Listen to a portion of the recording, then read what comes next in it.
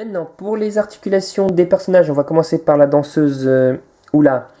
Elle a ici une articulation dans son cou pour tourner à droite et à gauche. En fait, non, c'est même une boule. Sa tête montée sur une boule, donc vous pouvez la bouger un peu plus.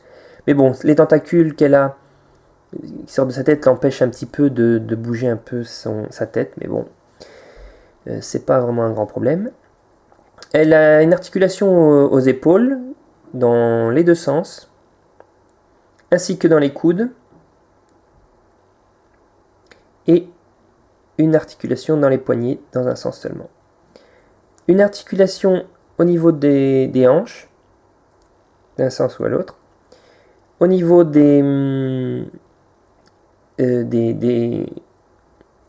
alors par contre, une articulation à la taille et une articulation aux hanches pour les bouger. Les genoux aussi tournent dans les deux sens. Et les chevilles pareil. Voilà. Je vais vous montrer un petit peu tout ça.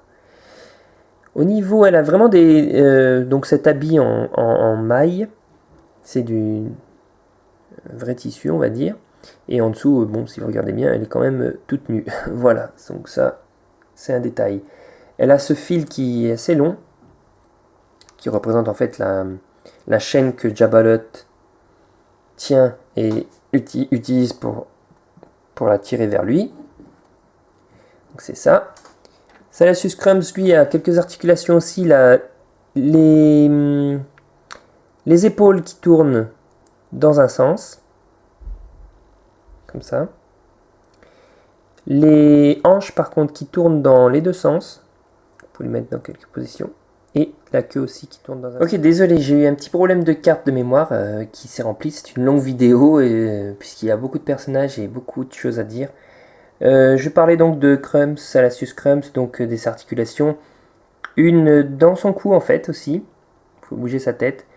Une dans un sens seulement sur ses épaules, de chaque côté. Et par contre ici, dans ses hanches, vous avez une articulation dans un sens et dans l'autre aussi.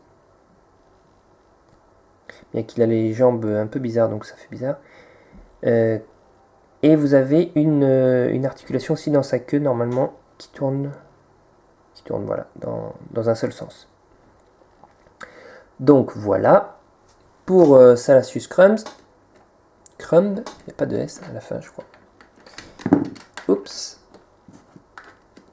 Et enfin, on va mettre ici Jabba le Hutt. Je vais le détacher de son truc. Comme vous pouvez le voir, la figurine est une figurine à elle-même, elle n'est pas attachée au trône. Son corps, lui, est mou, ce qui est assez intéressant. La tête, enfin toute la partie de la tête, elle, par contre, est dure. Au niveau des articulations, vous avez les épaules qui tournent dans deux sens. Les coudes aussi. Ok. Pas facile. Voilà. Et les poignets par contre ne bougent pas. Et enfin vous avez une à la taille, on va dire, dans un sens aussi. Au niveau des détails, vous pouvez voir qu'on peut voir ici son tatouage de bandit. Ici de la bave qui dégouline. Le détail des couleurs de ses yeux. De tous les Jabba le Hutt qui sont sur le marché, en fait, c'est celui qui ressemble le plus à celui Jabba le Hutt du film. Hein. Les autres ne ressemblent pas vraiment. Et ici, vous pouvez aussi voir qu'il a une cicatrice sur le bout de sa queue ici. Au niveau de son système de queue qui bouge, en fait, c'est vrai, elle bouge, mais comme vous pouvez voir, ça laisse à chaque fois un pli assez bizarre, puisque son corps est mou. Donc le système n'est pas vraiment au point. Sinon, voilà. Corps mou de Jabba le Hutt. C'est quand même une bonne idée, je trouve. Puisque ça le rend plus réaliste. Donc voilà. Ensuite, on le remet sur son trône. Donc voilà. Allez, toi, tu viens là aussi. Au niveau de son trône, lui, suffit que La pauvre Oula tombe dans l'antre du Rancor. Ah et ensuite, le trône, lui, se déplace vers l'avant puisqu'il est monté sur des petites roulettes. Donc voilà, juste pour terminer cette petite vidéo, cette grande vidéo, j'espère que vous avez bien aimé, que vous avez regardé jusqu'à la fin. Ces 3 personnages très intéressants, c'est un coffre assez sympa. Essayez de vous le procurer si vous êtes fan et si vous voulez une bonne figurine de Jabba, c'est la meilleure, je vous la conseille. Malheureusement, oui, c'est une exclusive des États-Unis, donc il va falloir le chercher sur internet.